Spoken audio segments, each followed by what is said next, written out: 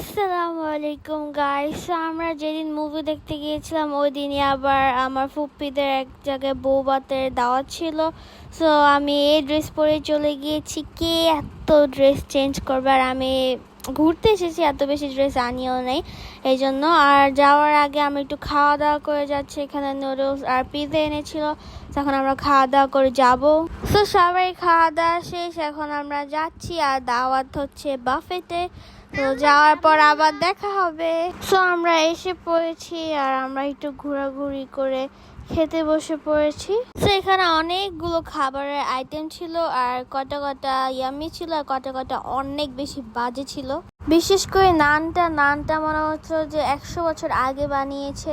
নানটা পুরো শক্ত হয়ে গিয়েছিল। আমার শুধু ভালো লেগেছে চিকেন ফ্রাইটা, আর স্যুপটাও এত বেশি ভালো না। আমরা এখন খাওয়া দাওয়া শেষ করে পিক তুলছি, আর বেশি কিছু করি নেই। আজকের মতো এখানেই শেষ।